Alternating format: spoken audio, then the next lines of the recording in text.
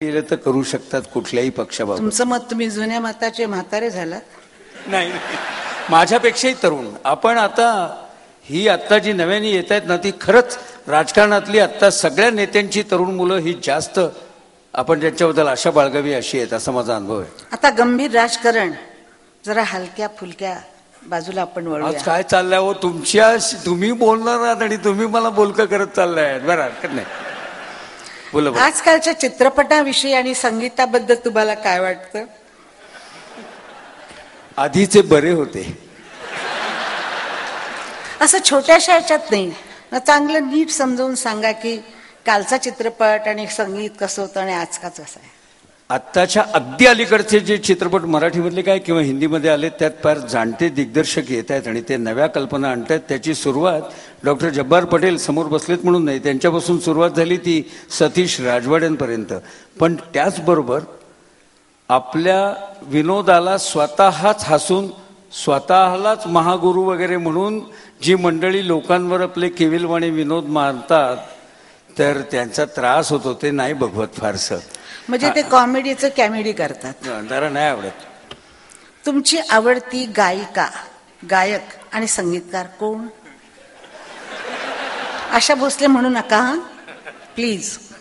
मला लता मंगेशकर, मदन मोहन हे माझ्या मोबाईल टोनवर आहेत आणि प्रत्यक्षात कायम ऐकत असतो दुसऱ्या मोबाईलवर आहेत आशा भोसले आणि आर डी बर्मन. म्हणजे पहिल्यांदा तुम्ही लता मंगेशकर यांचे शिष्य आहात?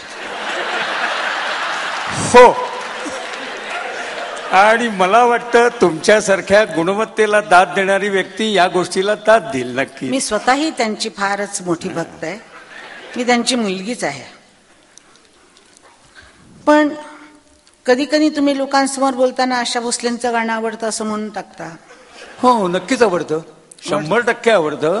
काय आहे, एका बाबत आदर आहे आणि एका व्यक्तीबद्दल जिव्हाळा आहे.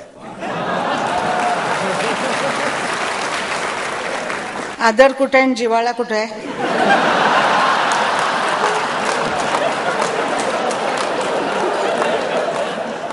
लता मंगेशकरांच्या बद्दल आदर आहे आणि आशा भोसल्यांच्या बाबत आदरयुक्त जिव्हाळा आहे.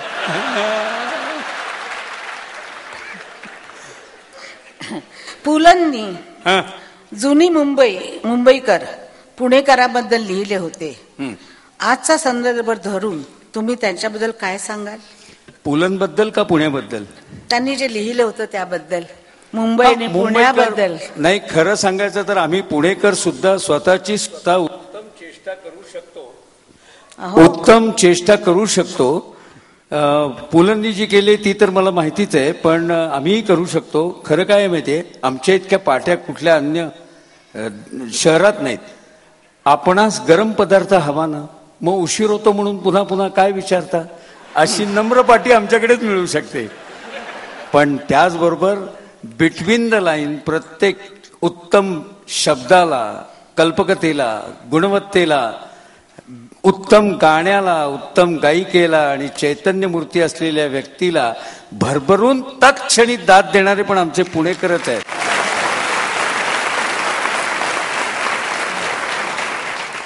पण ज्या ज्या वेळेला मी पार्ल्याच्या शो मध्ये असते जिथं पुलं राहत होते, पुलं पुण्याचे आहेत का पार्ल्याचे आहेत मला माहिती नाही.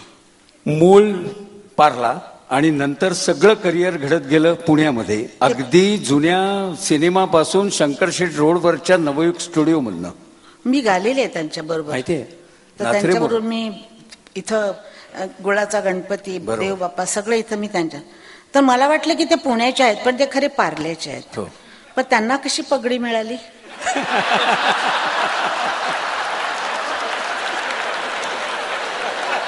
मग मी का नाही? या संदर्भातली सर्व चौकशी सतीश देसाई यांच्याकडे करावी. म्हणजे आमचे मुंबईकर पार्लेकर फार चांगले आहेत बरं का.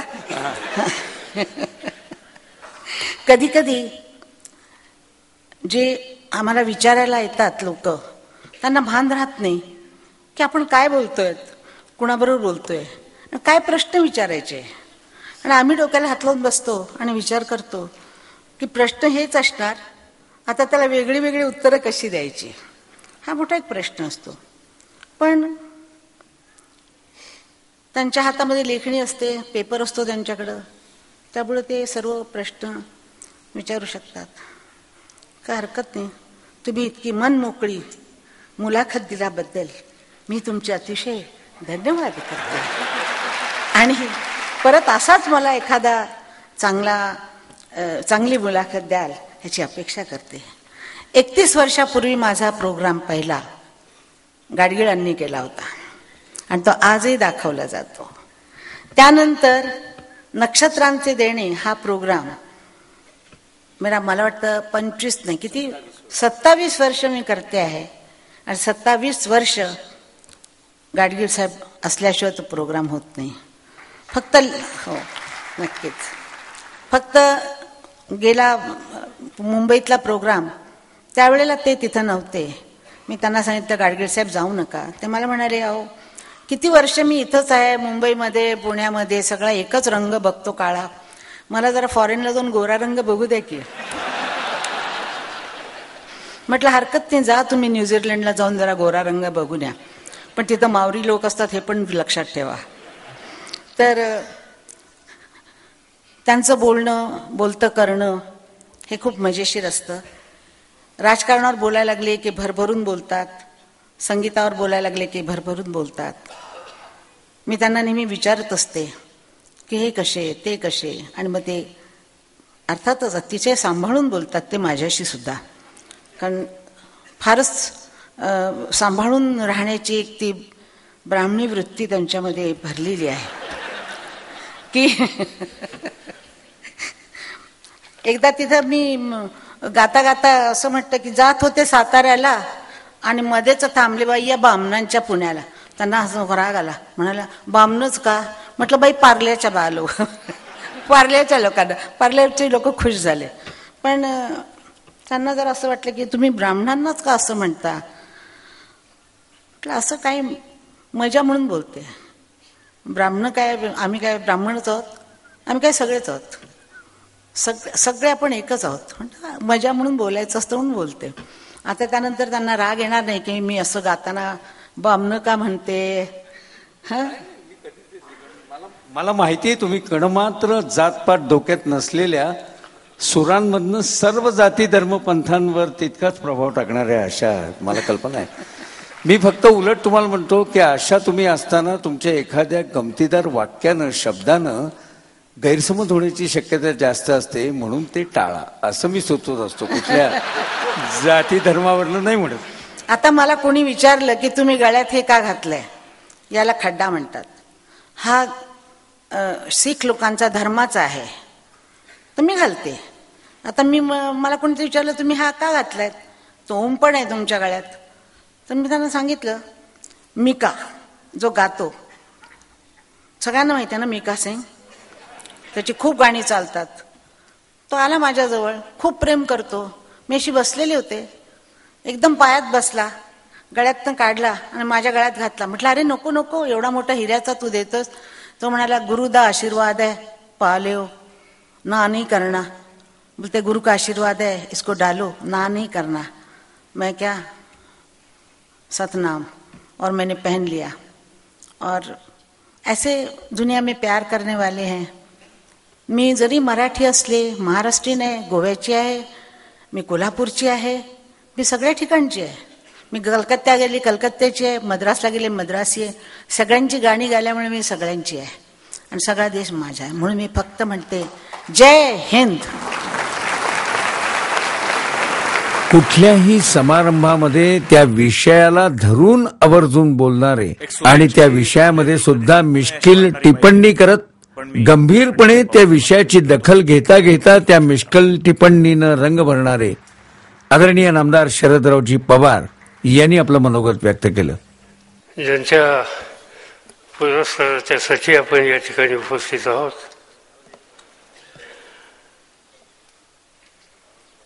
आणि ज्यांची एक अतिशय चांगली मुलाखत आज आपण पाहिली ती श्री सुधीर गाडगीळ फाउंडेशनचे डॉक्टर सतीश देसाई, नगरीच्या प्रथम नागरिक, माननीय महापौर, ज्यांचा गौरव केला ते सगळे स्वातंत्र्य सैनिक, अन्य मान्यवर आणि सहकारी बंधू भगिनी, अनेक प्रकारचे व्यवसाय आपण बघितले, पण सूत्रसंचालन आणि मुलाखत हाही व्यवसाय होऊ शकतो हे सुधीर गाडगे यांनी आपल्या सगळ्यांच्या समोर सांगितलं. ते अस्सल पुणेकर म्हणून त्यांनी सांगितलं. 9वी मध्ये शिकले, कॉमर्स कॉलेजमधून बाहेर पडले, मुकुंदराव किर्लोस्करांच्यावर काम केलं आणि एक दिवशी ठरवलं की नोकरी सोडायची आणि पूर्ण वेळ सूत्रसंचालनाच्या संबंधीच्या क्षेत्रात पडायचं. भाग्यवान आहेत, कुटुंबियांनी साथ दिली. पण हे साधन उपजीविकेचं सुद्धा होऊ शकतं हे त्यांनी आपल्या सगळ्यांच्या समोर स्पष्ट केलं. आणि म्हणून 3200 मुलाखतीचा विक्रम सुधीर गाडगे यांनी केला. आणि माझी खात्री आहे की त्यांची प्रत्येक मुलाखत ही समोरच्या सगळ्या लोकांना ऐकण्यासारखी वाटली पाहिजे. अनेकांच्या मुलाखती त्यांनी घेतल्या. मी म्हटलं की मला तुमच्या काही सगळ्याच मुलाखती पाहायला मिळाल्या नाहीत, पण माझी कधीतरी इच्छा आहे जर तुमच्याकडे असली कॉपी तर किशोरी आमोणकरांची घेतलेली मुलाखत मला बघायची. कारण किशोर त्यांची मुलाखत घेणं काही सोपं नाही आहे आणि ती मुलाखत त्यांनी यशस्वीरीने घेतली. माझ्या मते सगळ्या परीक्षेत ते पास झाले. आजच्या कार्यक्रमाला आशाताई या अध्यक्ष म्हणून आल्या. साहजिकच आपल्या सगळ्यांना त्यांच्याबद्दलचं औत्सुक्य होतं, पण त्यांची एक गोष्ट मला मोठी चिंता माझ्या मनामध्ये निर्माण केली की सुधीर गाडगे हे एक यशस्वी मुलाखतकार आहेत. त्या क्षेत्रात पडले, त्या क्षेत्रात आपण व्यावसायिक होऊ शकतो हे आपण सिद्ध करून दाखवलं. त्यांच्या या क्षेत्राला आणि त्यांच्या या व्यवसायाला आशाताईंनी अशी स्पर्धा करायची आवश्यकता नव्हती.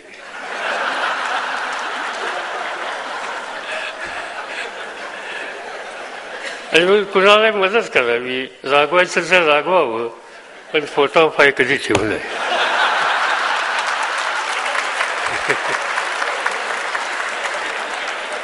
हा तुमची खंत होती ही पगडी मला मिळेल का, त्याची काही फारशी चिंता करायचं कारण नाही.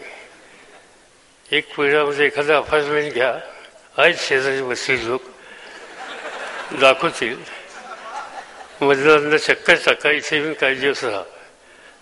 माझी खात्री आहे की डॉक्टर सतीश देसाई त्यांना पुणेकर म्हणल्याशिवाय राहणार नाही. कारण किती लोकांची नावं मी सांगू. डॉक्टर मुजुमदार समोर बसले. आता हे पुण्याचे का कोल्हापूरचे नक्की सांगा. डॉक्टर मोहनदारी आता इथनं गेले, ते पुण्याचे का महाडचे, यांनी उत्तर द्यावं. डॉक्टर जब्बार पटेल समोर बसले, ते दौंडचे का इथले, त्यांनी उत्तर द्यावं. आणि म्हणून पुणेकर हे असे आहेत की तुम्ही महाराष्ट्राच्या एका देशाच्या कानाकोपऱ्यामध्ये कुठेही राहत असा, कुठेही तुमचा जन्म हो, पण तुम्ही आयुष्याचा काही काळ पुण्यामध्ये घालवला आणि पुण्याच्या, महाराष्ट्राच्या, देशाच्या विविध क्षेत्रामध्ये काही योगदान दिलं तर पुणेकर आपलेसं मानतात. आणि त्याची ही सगळी उदाहरणं आहेत. आणि आशाताई संगीताच्या क्षेत्रामध्ये अशा ते तुमचं जे योगदान आहे, ते योगदान हा देश कधी विसरू शकत नाही, पुढच्या पिढ्या सुद्धा विसरू शकत नाही. तुमच्याबद्दलची माहिती बऱ्याच जणांना आहे. मी काय त्याच्या खोलात जाऊ इच्छित नाही. पण मुलाखतीचं वैशिष्ट्य असतं, दोन गोष्टी आहेत, मुलाखती आणि सूत्रसंचालन. समोरच्या माणसाला असं कधी वाटता कामा नये की सूत्रसंचालन यांनी जरा आवर्त घेतलं पाहिजे. कारण काही वेळेला मुख्य कार्यक्रमाच्या पेक्षा सुद्धा सूत्रसंचालक अधिक बोलतात आणि हे आता तुम्हाला कधीतरी सहन करावं लागत असतील, पण आम्हाला फार सहन करावं लागतं. पण सुधीर गाडगीळ त्यातले नाहीत. याच्यावरचं वैशिष्ट्य आहे की अचूक उत्तर देण्याच्या संबंधीची भूमिका घेतली पाहिजे. आणि थोडक्यात त्यांनी आपल्या आयुष्याची या क्षेत्राची सुरुवात केली आणि समोरून एकाने प्रश्न विचारला, अहो गाडगे जरा केस कापून या. यांनी सांगितलं, तुम्ही इच्छातात का? बरं झालं, मला कापायचेच होते, कधी येऊ?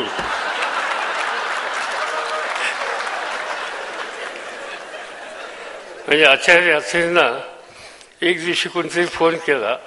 त्यांचं जे मराठा वृत्तपत्र होतं त्याच्या कार्यालयाच्या बाहेर एक गाढव मधून पडलं होतं आणि दादरच्या एका विचारवंतांनी त्यांना फोन केला, अहो बाबूराव, तुमच्या मित्राचं निधन झालेलं आहे, ते बाहेर पडलेले आहेत, तुम्ही काही कारवाई केली नाही? नाही म्हणजे मी वाट बघत होतो तुमच्या त्यांच्या नातेवाईकाची, मी आभारी आहे तुम्ही फोन केला, लवकर या, काही सहाय्य असेल तर मी देतो आणि तुम्ही आपल्या नातेवाईकाचा लवकरात लवकर बंदोबस्त करा. हे अत्यंत उत्तर आणि केस कापण्याच्या संबंधीचं यांचं उत्तर, याच्यामध्ये काही फरक नाही. प्रसंगी अचूक उत्तर देणं आणि लोकांना या संबंधीचा एक आनंद लुटण्याची संधी देणं, ही कला सुधीर गाडगिळींनी आत्मसात केलेली आहे. आणि गेली अनेक वर्ष या कलेच्या माध्यमातून त्यांनी महाराष्ट्रातल्याच नव्हे तर देशातल्या आणि देशाबाहेरच्या मराठी जनांची या दृष्टीनं एक प्रकारची सेवाच केली असं मी म्हणलं तर अतिशयोक्ती होणार नाही. आणि म्हणून डॉक्टर सतीश देसाई आणि त्यांच्या सगळ्या सहकाऱ्यांनी त्यांची निवड केली, ही अतिशय उचित अशा प्रकारची निवड आहे. मी डॉक्टर देसाई आणि त्यांच्या सगळ्या सहकाऱ्यांचं अभिनंदन करतो. मी काही फार बोलण्याच्यासाठी आज उभा नाही. या ठिकाणी स्वातंत्र्य सैनिकांचा सत्कार केला आपण, त्याच्यामध्ये गायकवाडांनी संसदेच्या संबंधीची भूमिका मांडली. ही गोष्ट खरी आहे की संसदेमध्ये काय घडतं हे टेलिव्हिजनवर दाखवायला लागल्याच्या पासून अनेकांना यातना होतात. त्याचा सगळेच काही त्याचा पुरस्कार करत नाहीत. मी 46 वर्ष संसदेमध्ये विधिमंडळामध्ये आहे. 4 वेळेला विरोधी पक्षाचा नेता होतो. म्हणजे या 46 वर्षामध्ये मी माझं आसन कधी सोडलं नाही आणि कधी चुकीच्या गोष्टीचा पुरस्कार केला नाही. पण राजकीय पक्ष असतात, आपली आपली भूमिका म्हणतात. एका पक्षाने सांगितलं पार्टी विथ डिफरन्स, पण 8-8 दिवस 10-10 दिवस सभागृहाचं काम देत नाही आणि त्यामुळे लोकांना लक्षात येतो डिफरन्स काय म्हणून. पण माझ्या मते याच्याबद्दलचा फार विचार करण्याची गरज नाही, चिंता करण्याची गरज नाही. या देशातला सर्वसामान्य माणूस या देशातल्या लोकशाहीचे जतन करतो. जिथं योग्य असेल तिथं योग्य निर्णय घेतो, योग्य नसेल तर त्या संबंधीचा आपलं निकाल हा स्वच्छपणाने घेत असतो. ही जी संसदीय लोकशाही टिकली त्याचं महत्त्वाचं कारण या देशातला सर्वसामान्य नागरिक. काँग्रेसने देशाला स्वातंत्र्य मिळवून दिलं, लोकांनी शक्ती दिली. जवाहरलाल नेहरूंनी या देशामध्ये संसदीय लोकशाही आणली, लोकांनी पुरस्कार केला. आणि ज्या दिवशी लोकशाहीचं माध्यम सोडून आणीबाणीच्या रस्त्यावर गेलो, लोकांनी योग्य तो निकाल घेतला आणि हे योग्य नाही म्हणून सांगितलं. आणि पुन्हा एकदा लोकशाही पद्धतीवर प्रशासन व्यवस्था आणण्याचा निकाल हा या देशातल्या लोकांनी घेतला. हे शहाणपण या देशातल्या लोकांच्यामध्ये आहे. त्यामुळे आपण काही चिंता करू नका गायकवाड साहेब. एखाद दुसरी काळ येऊन जातो, काही प्रकार होतात, पण त्यातनं कधीतरी लोक त्या सगळ्या स्थितीला दुरुस्त करण्याच्या संबंधीची कामगिरी करतात आणि ते लवकरच करतील याचा विश्वास या ठिकाणी बाळगतो. मला आनंद आहे की अशा त्यांच्याबरोबर आज या ठिकाणी या सोहळ्याला उपस्थित राहता आलं. त्यांच्याबद्दल आत्ताच मुलाखतीच्या माध्यमातून त्यांचे विविध पैलू हे आपल्या सगळ्यांना समजले. त्यांचा खेळकर, थोडासा खवचट हाही स्वभाव आज या निमित्तानं आपल्याला कळला. आनंद आहे की आजच्या या सोहळ्यामध्ये आपण सगळेजण सहभागी झाला आणि ज्यांनी या नव्या या क्षेत्राला एक प्रकारची भारदस्तपणा आणला, एक प्रकारची मान्यता मिळवून दिली, त्याबद्दल सुधीर गाडगेंना लाख लाख धन्यवाद. आणि ते अखंडपणाने हे काम करत असतील अशा प्रकारची अपेक्षा या ठिकाणी व्यक्त करतो आणि माझे 2 शब्द सांगतो.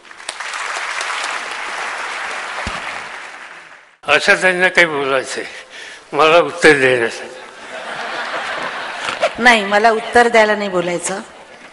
माझं जीवन तुम्हा लोकांना माहीत आहे. सर्व जीवन तुम्ही मला बघत आलेला आहात. माझं आयुष्य तुम्हाला सर्व माहिती आहे. पण एकदा मी भयंकर दुःखात होते, कष्टात होते आणि माझा कोणी साथ दिला नाही. मी खूप मंत्र्यांच्याकडे गेले. त्यावेळेला मुंबईला मी साहेबांच्या घरी गेले, शरद साहेबांच्या घरी गेले आणि मला टाईम पण घ्यावा लागला नाही. दारावर जाऊन मी त्यांना सांगितलं की सांगा आशा भोसले आलेल्या आहेत, फार त्रासात आहेत. मला लगेच आत बोलवलं स्वतःच्या खास केबिनमध्ये आणि मला विचारलं आशाबाई तुम्ही का आलात, तुम्ही कुणाला भावाला वगैरे पाठवायचं होतं. म्हटलं नाही यावेळेला कोणी नाही आहे. तर मला म्हणाले काय. म्हटलं असं असं गोष्ट आहे. माझ्यासमोर त्यांनी आपल्या पोलीस ऑफिसरना बोलवलं. आशाबाईंचं काम उद्याच्या उद्या झालं पाहिजे आणि अक्षरशः दुसऱ्या दिवशी ते काम झालं. असं आत्तापर्यंत कधी माझ्या आयुष्यात मी बघितलं नव्हतं आणि मी कधी कुणाकडे जात नव्हते आणि ज्यांच्याकडे गेले त्यांनी पहिल्या फटक्यात इतकं काम केलं माझं आणि त्यानंतर सगळं सुरळीत झालं. त्याबद्दल मी त्यांना कधी धन्यवाद देऊ शकले नाही, कधी बोलायला जाऊ शकले नाही. कारण मोठी माणसांना भेटायला फार वेळ लागतो. देव भेटू शकतो पण आज देव खाली आलेला आहे त्यामुळे मी बोलू शकते. तर मला मनापासून त्या गोष्टीचा नेहमी आठवण असते आणि मी नेहमी सगळ्यांना सांगते की असे मिनिस्टर मिळणं मुश्किल आहे जे सगळ्यांचे दुःखाला स्वतःकडून बघतात आणि त्यांना मदत करतात. थँक्यू. आजच्या या 25व्या रौप्य महोत्सवी कार्यक्रमाला आमचे आदरणीय नेते शरदरावजी पवार साहेब, आपल्या सर्वांच्या आदरणीय आशाताई भोसले, त्रिदलचेच महापौर डॉक्टर सतीश देसाईंचे खंदे पाठीराखे काका धर्मावत यांनी आभार प्रदर्शन केल्यानंतर स्टेजवरचा मुख्य सोहळा संपला. मात्र गावोगावाहूनच नव्हे, राज्यातल्या वेगवेगळ्या भागातूनच नव्हे तर बाहेरच्या देशातून सुद्धा आलेले सुधीर गाडग्यांचे चाहते यांनी त्यांच्या भोवती स्टेजवर चढून एकच गर्दी केली आणि फ्लॅश उडायला सुरुवात झाली. गाडग्यांच्या बरोबर सह्या घ्यायला सुरुवात झाली आणि एक वेगळा आनंददायी पर्वाचा दुसरा टप्पा कार्यक्रम संपल्यानंतर त्या रंगमंचावर सुरू झाला.